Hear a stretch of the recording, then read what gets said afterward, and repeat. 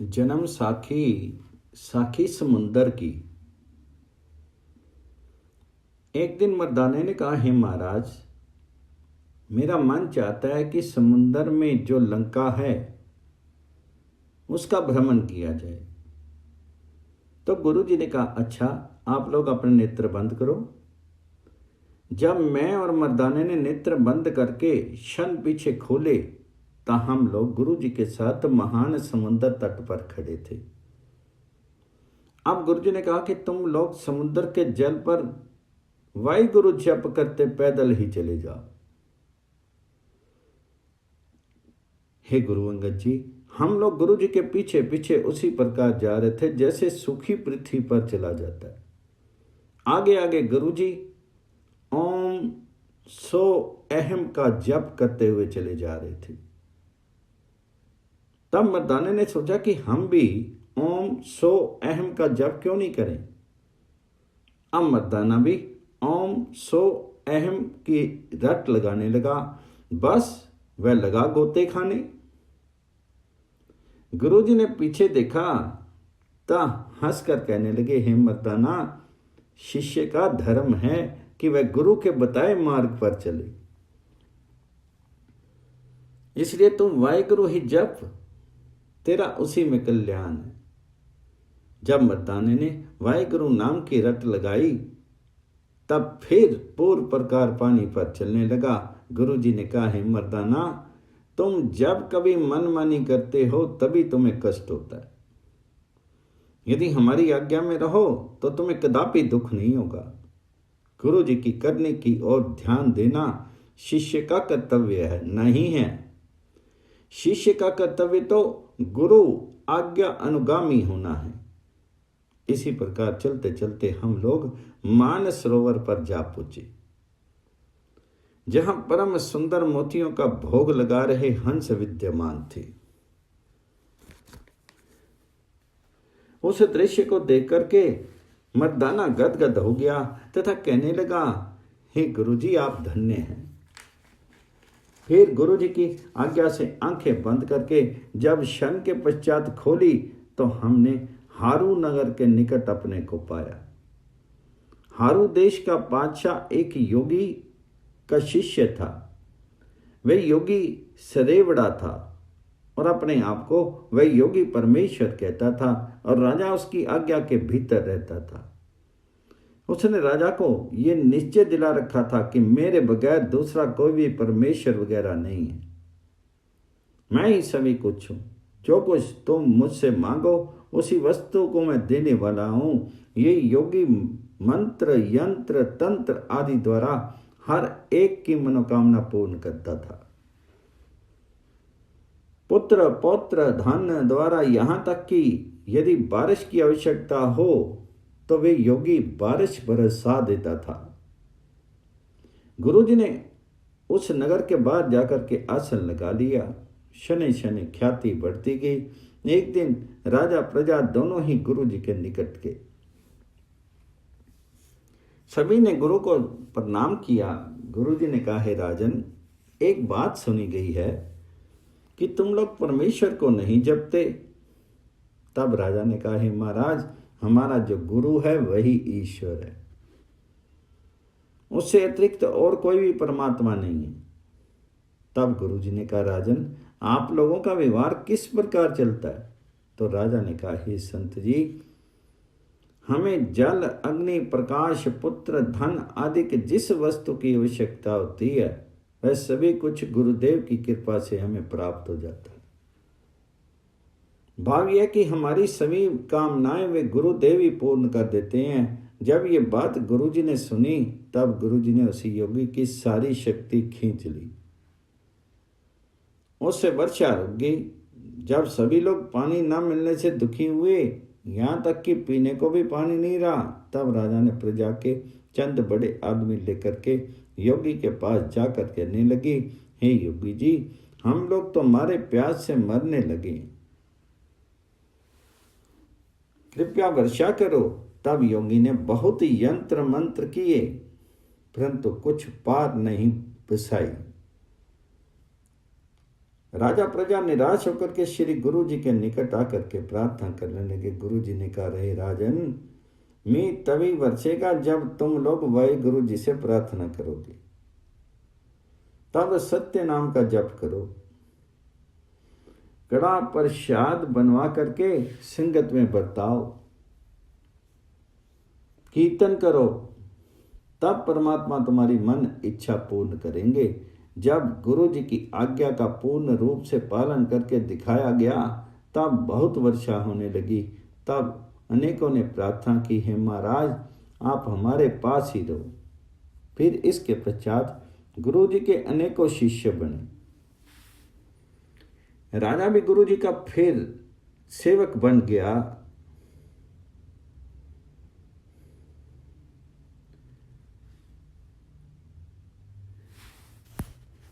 गुरु जी ने अपने पवित्र मिशन का उपदेश दिया, एक करके कीर्तन करवा करके सद उपदेश दिया तथा कहा, हे सज्जनों, कोई जन्मने मरने तथा मरने वाला ईश्वर नहीं होता। स्मरण तो उसी अयोनि का करना उत्तम है। अन्य का भजन अथवा स्मरण लाभ के स्थान पर हानि ही होगी। तब राजा ने ज्वार का थाल भर करके गुरु जी को भेंट किया। गुरु जी ने कहा, हे राजन, हमारे पास नाम धन है, इस धन की अब हमें आवश्यकता नहीं है। तो मर्दाने ने कहा, हे महाराज, इनमें से 2-4 हीरे ही उठा लो, कभी काम ही आएंगी। तो गुरु जी ने कहा, हे मर्दाना, ये तो दुखों का रूप है। और अरे मर्दाने, हमने तो तुमको नाम के हीरों का खजाना दिया है, क्या तुझे उससे तृप्ति नहीं हुई? मर्दाने की तत्क्षण ज्ञान हो गया। तब उसने गुरु जी के चरणों में बार बार नमस्कार किया और क्षमा याचना की। फिर गुरु जी ने उन सभी को उपदेश दे करके आगे की ओर प्रस्थान किया। बोलो बाबा नानक देव की जय। जन्म साखी सिखों के साथ हुई। एक दिन बहुत से देशों के नर नारियों का कल्याण करके गुरु जी अपने आसन पर बैठे हुए थे। तब 4 सिख गुरु जी के चरणों पर नमस्कार करके बैठ गए। तब उन्होंने पूछा, हे महाराज, संतों की सेवा करने से क्या लाभ होता है? कृपा करके हमें बताइए। तब कृपा के सागर गुरु जी कहने लगे, हे गुरुमुखो, एक ब्राह्मण गंगा के तट पर रहता था। वहां एक ठाकुर जी का मंदिर था। वहां संत लोग आया करते थे, क्योंकि वहां संतों की सेवा बहुत होती थी। तहां संत जन बैठ करके ज्ञान की चर्चा करते थे। उस ब्राह्मण का डेरा ठाकुर द्वारे के निकट ही था। जो संत आता था उसका दर्शन उस ब्राह्मण को होता था। वह ब्राह्मण चमड़े की डालें बना करके बेचा करता था। संतों का दर्शन भी वह श्रद्धा से नहीं करता था। साधारण रूप से संत मंदिर में आते थे, तब अचानक उनका दर्शन हो जाया करता था। जब उसकी जीवन यात्रा पूर्ण होने को आई, तब धर्मराज ने अपने दूतों को आज्ञा दी कि उस पापी ब्राह्मण को पकड़ करके ले आओ और उसे पीटते हुए लाना, क्योंकि उसने मनुष्य तन व्यर्थ ही खो दिया। धर्मराज के दूत उस ब्राह्मण को बड़ी बड़ी हथकड़ियों तथा बेड़ियों से बांध करके और मार्ग में खूब मारते हुए घसीट करके ले आए। धर्मराज ने हुक्म दिया कि इसे कुंभी पाक नरक में डाल दो। उस उर्वा का मुख ता एक घट जितना है, परंतु नीचे से वह अनेकों योजनों में है। जब उसको फेंका गया, तब उसका शब्द हुआ जैसे किस कूप में ईंट फेंको तो उसका प्रति शब्द होता है। उस नरक में अनेकों जीवों के रोने कुर्लाने की आवाज आ रही थी और भयानक दुर्गति भी थी। जब उसे फेंका गया तो दुर्गंधी एकदम दूर होगी। तथा जो उन जीवों को जलन होती थी वह भी जाती रही। जब ये कौतुक देखा तो चित्रगुप्त ने कहा, हैं ये क्या वही ब्राह्मण है अथवा कोई दूसरा ही ले आए हो? हम के गिरने से नरकों की अग्नि ठंडी हो गई, देखो कहीं भूल से कोई महापुरुष नहीं फेंका गया। तो यमदूत ने कहा, महाराज ये ता वही ब्राह्मण है जिसने अपना धर्म त्याग करके वृत्ति ग्रहण कर रखी थी, सुरापान करता था, मांस मछली आदि सभी का सेवन करता रहता था। उधर नरकों में तमाम जीव उसकी शरण में आ गए। तब यमराज ने आज्ञा दी कि उसके कर्मों को भेद से देखा जाए। जब लेखा देखा गया तो पता चला कि यह मनुष्य आयु भर संतों का दर्शन करता रहे और अनेकों संतों की चरण धूड़ी इसके शीर पर पड़ती रही है, इसलिए इसका शीर परम पवित्र हो गया है। तब धर्मराज की आज्ञा से उसको वहां से निकलने के लिए यमदूत आए, कहने लगे, है भाई हमने भूल से तुमको यहाँ धकेल दिया, अब तुम निकल जाओ। तब उसने कहा, मैं तो अब तब निकलूंगा जब तुम इन सब को बाहर निकालोगे। दूतों ने धर्मराज को कहा, हे महाराज वह तो सारे नरक खाली करवाने मांगता है, नहीं तो बाहर नहीं निकलता। तो धर्मराज ने कहा, अच्छा उसका कहना मान करके सबको निकाल आओ। तब सभी को मात लोक विच भेजा गया और उस ब्राह्मण को बैकुंठ की ओर रवाना किया गया। फिर वह परमात्मा का भजन करने लगा। गुरुजी ने कहा, हे मित्रों ये है संतों के दर्शन का फल। तब उन सिखों ने गुरुजी के चरणों पर नमस्कार किया तथा परम स्तुति की, कहने लगे, हे महाराज ये हमारा संशय दूर हुआ है तथा आज हमारा कल्याण हो गया है। हे गुरुदेव आप में और परमात्मा में कोई भी भेद नहीं है। उस समय गुरुजी ने एक श्लोक कहा। रागो मारू महला पहला। मोहिनी मोहि लिए त्रै गुनिया, लोभ व्यापी झूठी दुनिया। मेरी मेरी करके सच्ची, अंत की बार सगल ले छलिया। निर्भव निरंकार दई अलिया, जिय जंत सगले प्रतिपलिया। एक के समकर गाड़ी गढ़ है, एक के सुपने दाम न छड़ है। राज कमाई करी जिन थैली, ताके संगी ना चंचल चलवाइया। एक ही प्राण पिंड ते प्यारी, एक संची तजी बाप मई तारी। सुत मीत भ्रात ते गोह जी, ताके निकट न होई खलिया। होई अवधूत बैठा लाई तारी, जोगी जति पंडित विचारी। गृह मड़ी मसानी, वन में बसते उठ तिना के लागे पनिया। कांटे बंधन ठाकुर जाके, हरि हरि नाम वसियो जी ताके। साध संग पे जन मुक्ते, गति पाई नानक नदरी निहलिया। गुरु जी के इस उपदेश को सभी संगत सुन रही थी। उसमें एक खत्री बैठा था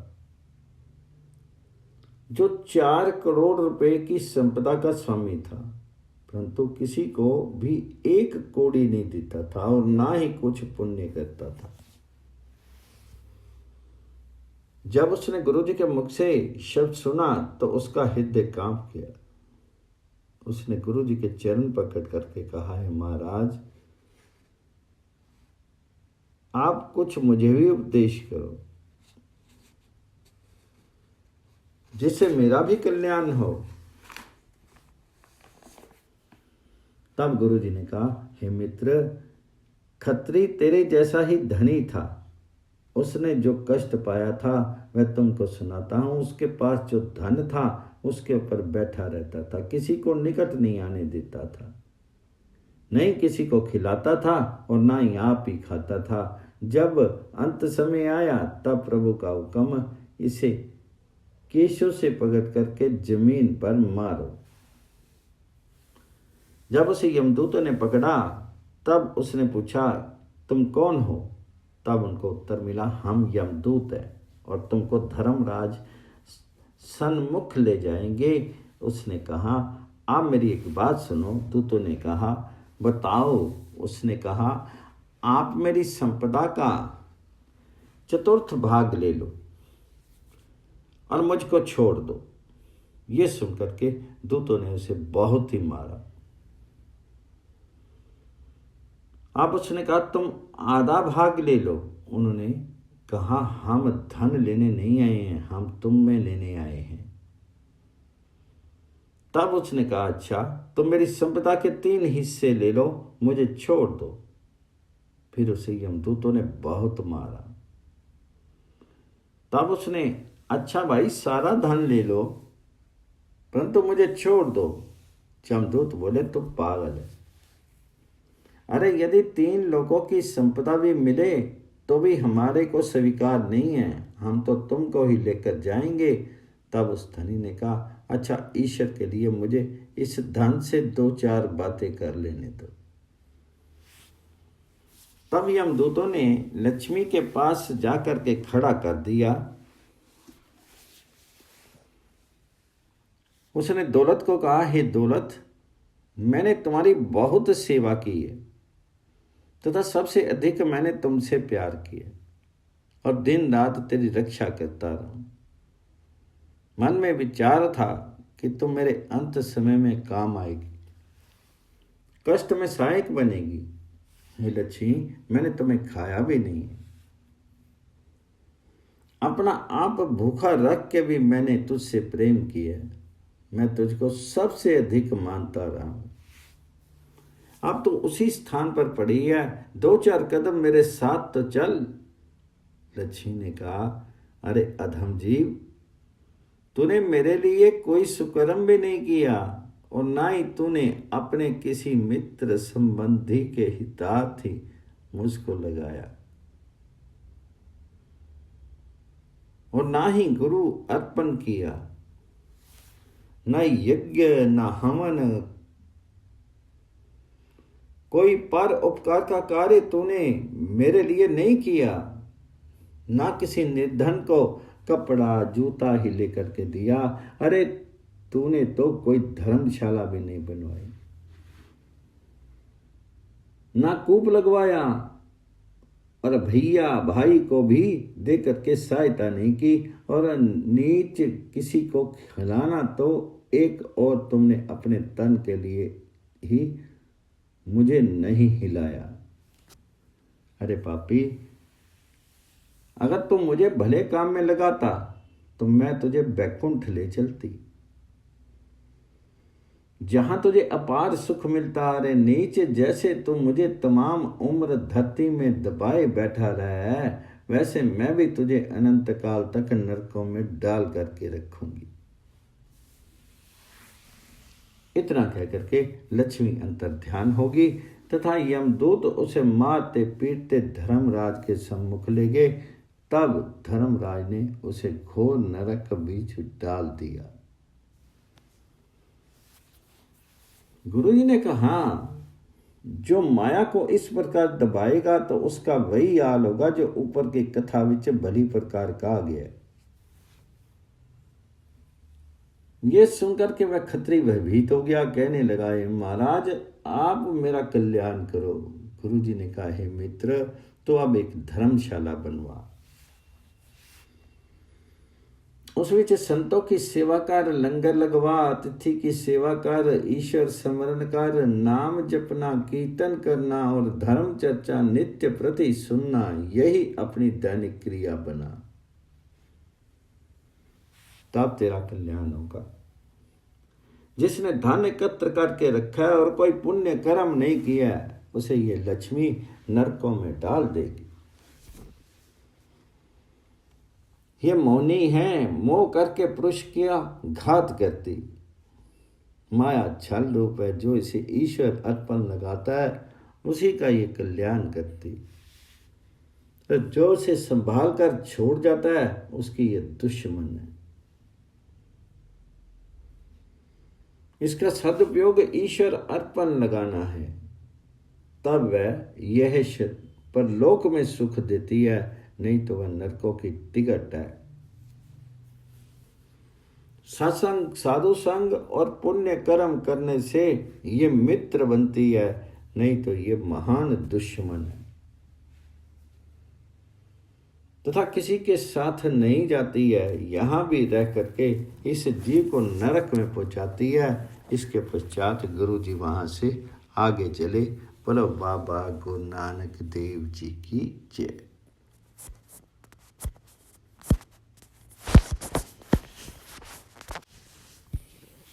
जन्म साखी बाघ की साखी। एक से समुद्र तट पर मैं, बाला और गुरुजी बैठे हुए थे तथा सम्मुख बैठ करके मर्दाना शब्द पढ़ रहा था। सामने थोड़ी दूर पर एक लाश पड़ी थी। वहां एक बघियाड़ आया और मृतक को देख करके लौट गया। थोड़ी दूर जा करके फिर लौट पड़ा और मृतक का सिर और छाती सूंघ करके चला गया। फिर आया और मृतक के हाथ पैर सूंघ करके चला गया। फिर लौट करके मृतक के कान और रसना सूंघ करके हट गया। तब मर्दाने ने हैरान होकर के गुरु जी से पूछा, हे महाराज, ये भूखा बाघ इस मृतक को सूंघकर क्यों चला गया है? तब गुरु जी ने मर्दाने की बात सुनकर के बाघ को अपने निकट बुला करके कहा, हे बाघ, तुम भूखे हो, इस मृतक का मांस क्यों नहीं खाते? तो उसने कहा, हे महात्मन, आपके दर्शनों से मेरा मन शुद्ध हो गया। मैंने इसके तमाम अंग सूंघ करके देखे हैं, कोई भी अंग इसका पवित्र नहीं है। रसना से तो इसने कभी नाम नहीं जपा। क्षेत्रों से कथा व उपदेश नहीं सुना। पैरों से ये पापी कभी किसी मंदिर गुरुद्वारे तक नहीं गया और ना ही तीर्थ यात्रा की है। मन से इसने किसी का भला नहीं चाहा। हे भगवान, अधिक क्या कहूं, इसका कोई भी अंग उत्तम नहीं। इसका मांस खाने वाला अधोगति को जाएगा, क्योंकि नीच है। हे महात्मन, इसके मांस को खा करके प्राण रक्षा करने से तो भूखे मर जाना ही उत्तम है। गुरु जी ने प्रसन्न होकर के उस मृतक और उस बाघ की ओर देखा। तब उन दोनों की कल्याण हो गई। तब गुरु जी ने कहा, हे मर्दाना, जो प्राणी पुरुष शरीर धारण करके भी भला काम, परमात्मा का स्मरण आदि का शुभ कर्म नहीं करते, उनका होना निष्फल तथा व्यर्थ होता। मनुष्य देह उत्तम गति प्राप्त करने को मिलती है। जो ऐसा अमूल्य समय को पाकर भी कुछ नहीं करते, उनके समान संसार में कौन मूर्ख है? उसकी कभी भी सदगति नहीं होती है। ये सुन के मैं और मर्दाने ने गुरु जी को नमस्कार किया। बोलो बाबा नानक देव जी की जय। जन्म साखी। साखी राक्षसों की। एक बार हम लोग गुरु जी के साथ एक गहन वन में जा बैठे।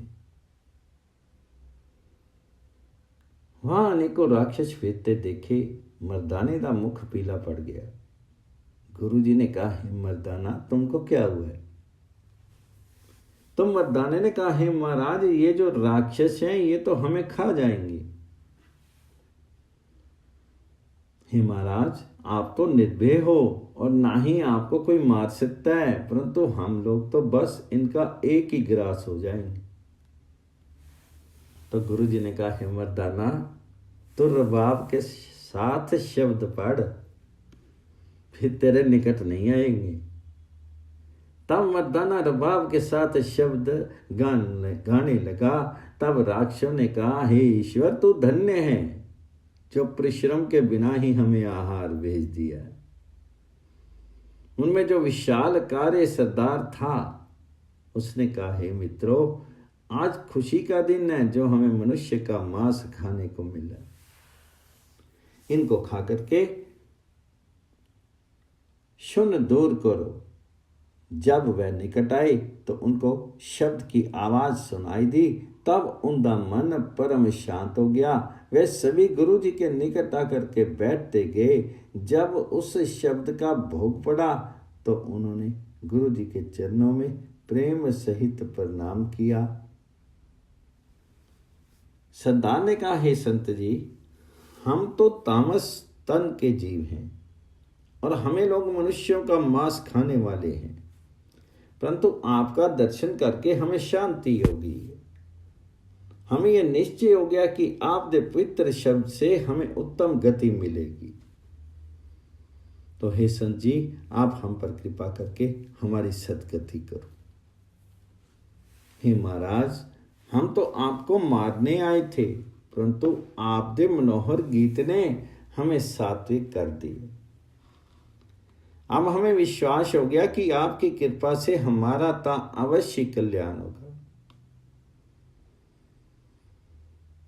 आप दया के समुंदर हो, कृपया हमारी मुक्ति करो। तो गुरु जी ने कहा, हे भाई, तुम सत्य नाम बनो, प्रभु का स्मरण करो और हारू नगर में जाओ। वहां हम सिक्खी का सागर लगा आए हैं। वहां उन लोगों के साथ सत्संग करो और धर्मशाला में सेवा किया करो और प्रभु नाम का नाम जाप करो। जब तुम लोगों की आवश्यक की सदगति हो जाएगी, वहां प्रसाद, जो कड़ा प्रसाद मिले, उसे खाने से तुम्हारे पाप दूर हो जाएंगे, फिर तुम्हारी मुक्ति होगी। ये कह करके गुरु जी आगे की ओर चल दिए। बोलो बाबा नानक देव जी की जय।